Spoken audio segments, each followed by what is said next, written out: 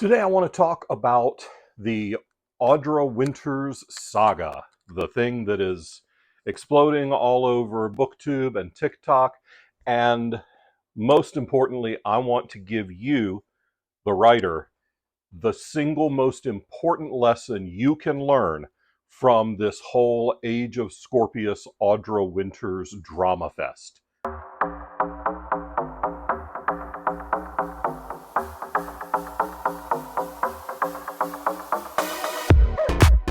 Hey there, welcome to the channel. I'm John Hartness. I'm the founder and publisher of Falstaff Books, an independent press based in Charlotte, North Carolina. We've been around since 2016 and published over 350 science fiction, fantasy, horror, mystery, thriller, romance titles. I'm also the author of over 40 urban fantasy and fantasy novels, including Quincy Harker Demon Hunter, The Black Knight Chronicles, and a pile of other stuff that you may or may not have read and enjoyed. And today I want to talk about the elephant in the room of publishing and fantasy, the Audra Winters Age of Scorpius Saga. Now, if you've been around for any length of time, you've heard me say that it's a terrible idea for a writer to slag on a book or to talk crap about another writer in any way. And guess what?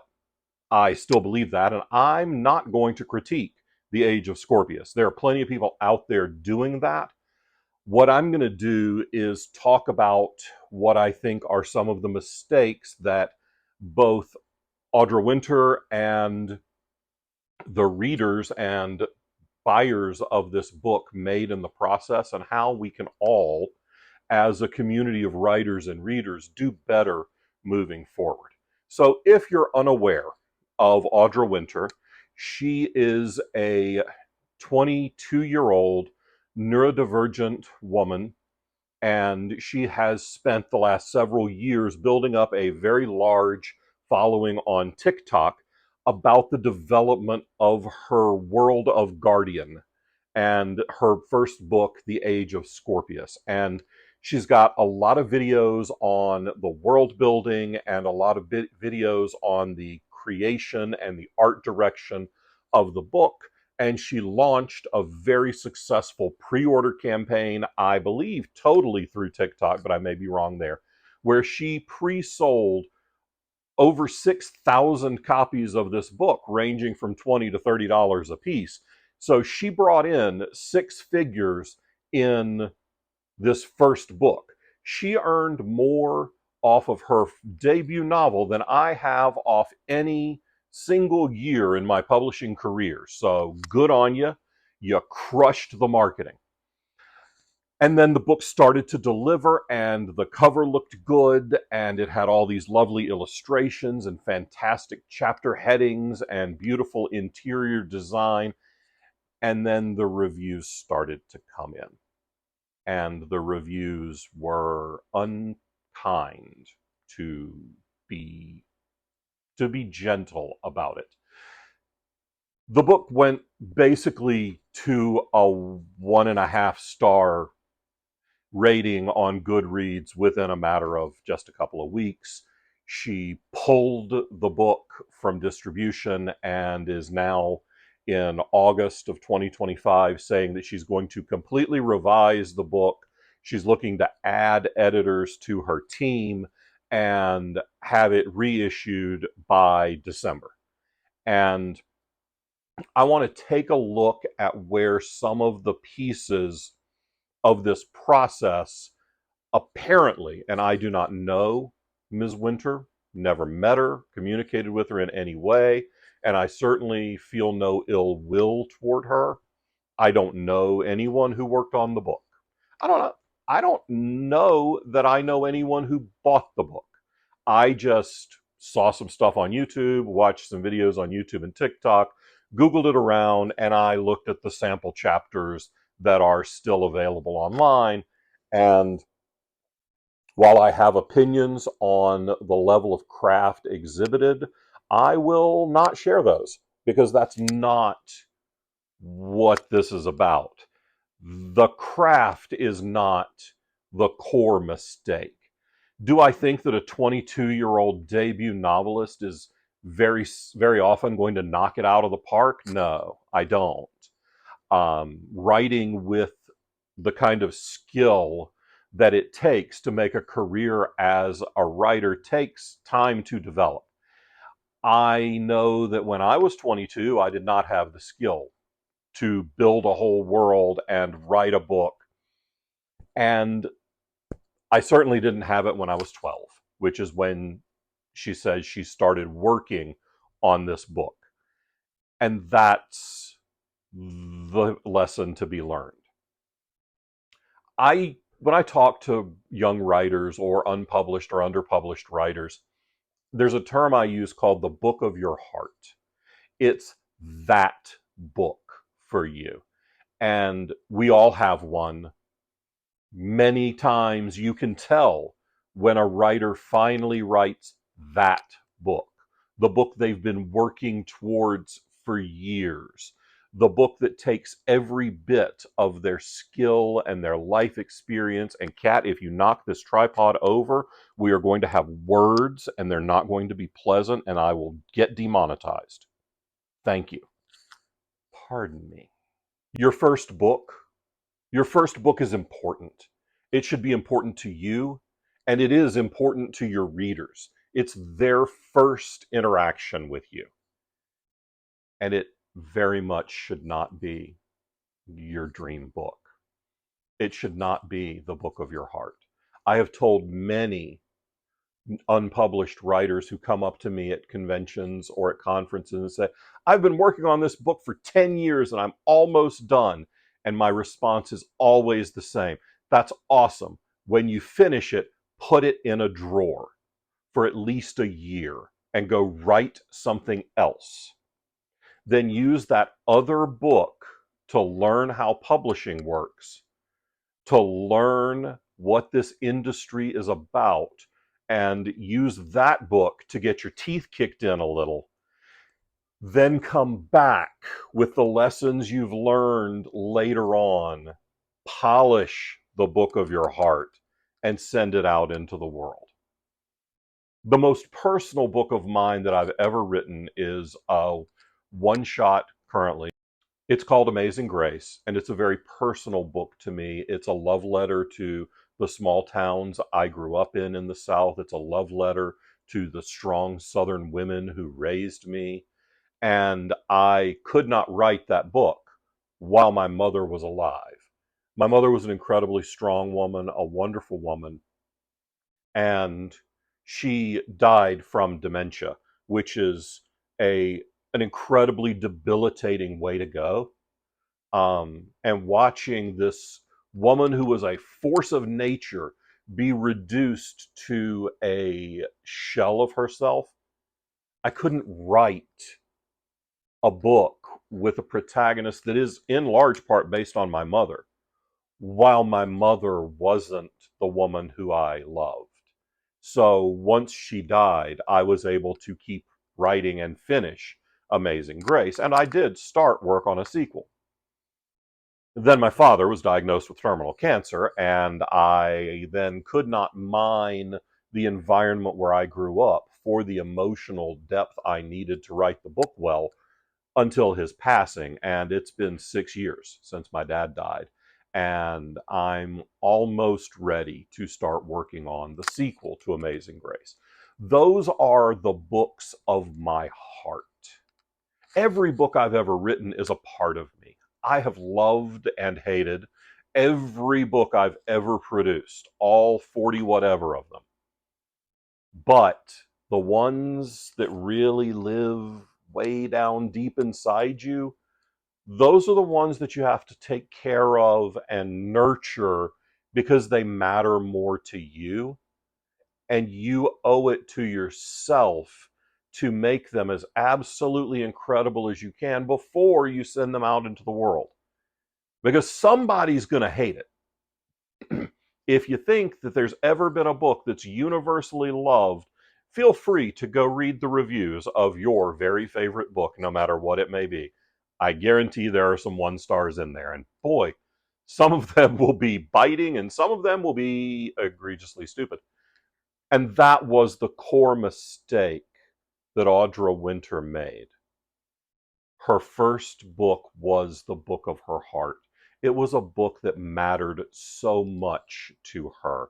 She started writing this book in middle school, and apparently writing this book and building this world were a way for her to deal with a lot of things in her life growing up.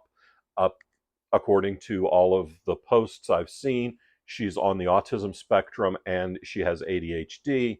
Going through your youth and early adulthood and being neurodivergent comes with its own set of challenges. So having this world to escape into and create was incredibly valuable for her. But then she sent it out into the world and people started crapping on it.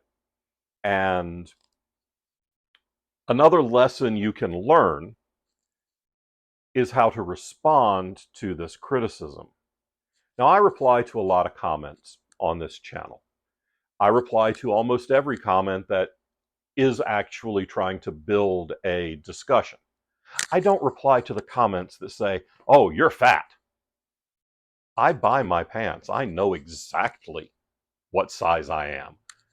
That's not a comment that I respond to. And I don't respond to comments that tell me my books are garbage, because I don't care. I think they're great. And if you do too, you should go buy them all. And you can come to DragonCon and get them autographed. But the way to respond to negative criticism of your work is not by being defensive, and it's not by belittling the people commenting and reviewing your book. It's to say thank you for your opinion and move on, if you must respond at all. I've said in YouTube Shorts before that I don't read my reviews, and I usually don't. If one gets pointed out to me, I'll maybe go take a look, but it's doubtful, because reviews aren't for me. They're for y'all. They're for readers. They're so readers can make their decisions on how to spend their book dollars. So I'm not going to buy my books. I know how they end. I don't need to read the reviews. I probably know where more of the weak parts in the text are than you do.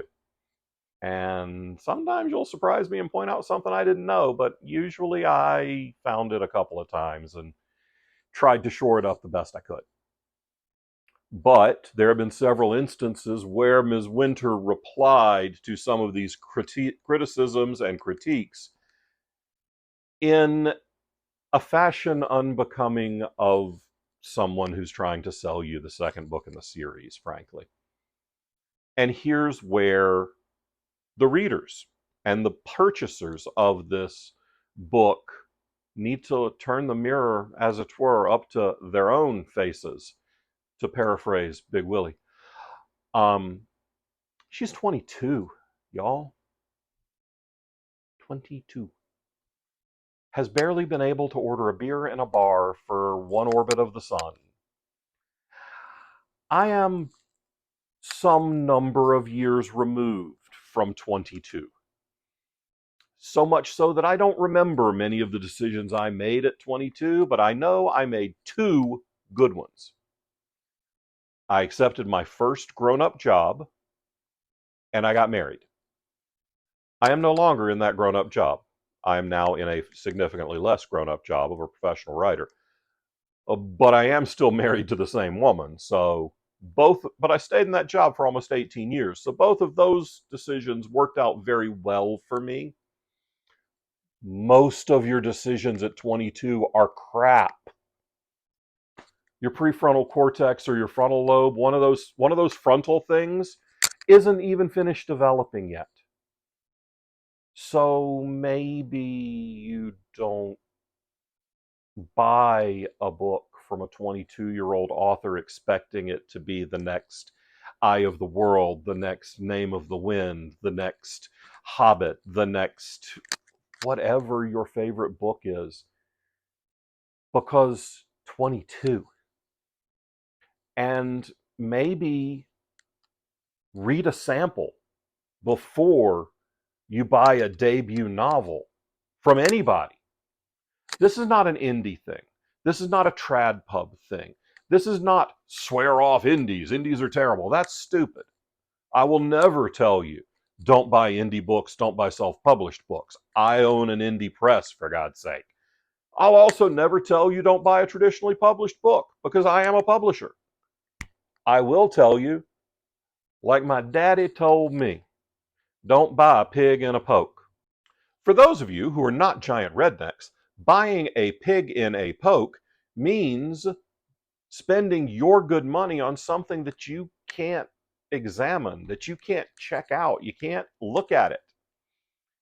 Because if you can't read the first few chapters, why would you spend your money on it? I don't read the sample chapters of everything I buy. I generally wait for them to be recommended by someone I trust or be written by someone I trust if I'm not going to read the first chapter or two. You should too. It's your money. You need to do your due diligence for how you spend your money. And you got taken in by a shiny package. The art direction on the limited editions of the Age of Scorpius are gorgeous. The chapter headers are beautiful. The illustrations are lovely. And then you got to read it. And a lot of people bought a really pretty book that they didn't enjoy reading. So on the one hand, that's on Ms. Winter for producing a book that was not up to the quality that her readers expected, but it's also on the 6,000 people who bought a pig in a poke and who got dazzled by the rhinestones on a first draft. Now, I've heard people say, well, the book wasn't edited well. You don't know that. I don't know that. This thing could have been edited by some of the best in the business. But as an editor, as someone who takes manuscripts from authors and bleeds all over the page and sends it back, my name ain't on the cover of any of the books I've edited, except anthologies. That's a different story. So don't at me.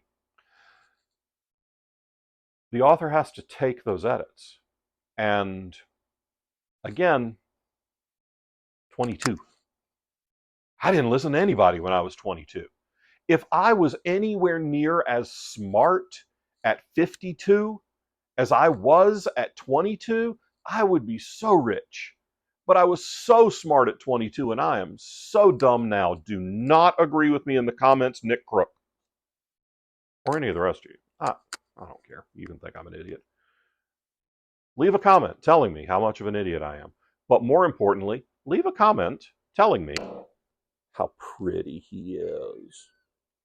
Yes, my pretty boy. You wouldn't buy my book when I was 22, would you? Dad, you didn't write any books when you were 22. Oh yeah, that's true. I've said a million times that I'm very happy that writing was my second career. Because if I was Ms. Winter's age today in this world where it is so easy to put a book out in the world, oh man, I would make every mistake she's made and more. And I would make every snarky, superior sounding response to criticism that she's made and more. And I would stick to my guns and I would have a really bad year. Now, unfortunately, it seems that she is compounding mistake upon mistake. And if for some reason she sees this, Ms. Winter, please do not try to release this book again by December of 2025. Take the time to get a real edit from a strong editor who you listen to and send it out next year. Put the book out in the world next year. Take the time to make it as good as you possibly can. Take the L on this launch. It has not gone well. But despite what the internet will tell you, you have not destroyed your career. You have probably not done yourself any favors, and you certainly haven't done the next couple of years any favors. But write a great book, and you can come back from a flop at 22. I mean, come on. You got decades of work ahead of you. It is never too late to launch a killer writing career. I was almost 40 when I published my first book, and I know multiple authors who were 10, 12, 20 years into their writing career before they met with any success. Or it's their second or third career. There's nothing wrong with it. Don't be in a hurry. Please take the book down if you feel that it needs work. Give it the time it deserves and put it back out as best you possibly can. You've spent a decade on this book. Another year is nothing in comparison. And for the rest of you out there in Booktube land, buy indies. Buy debut novels. Buy debut novels from young writers. But read the sample first. And don't read an unfinished sample or an unedited sample and think, oh, well, it'll all get better. No, read a finished sample of the product.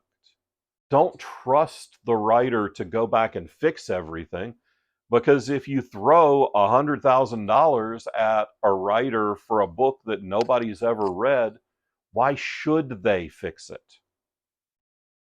This is hard. This whole career is very hard. Don't act like it's going to be easy. Somebody did say once that it was simple. You just, open a vein and bleed all over the page. Yeah, that is a fairly decent description of it, and it sucks some days. But take the time. As a reader, do your due diligence. If you want to see whether or not I can write, click the link in the description, join our newsletter. You'll get the first novella in the Quincy Harker Demon Hunter series for free. I'll send it to you in an ebook. I believe it's in the first bundle as soon as you sign up. You can find out immediately if I'm actually any good at this writing thing or not, and you can make your own decisions on that.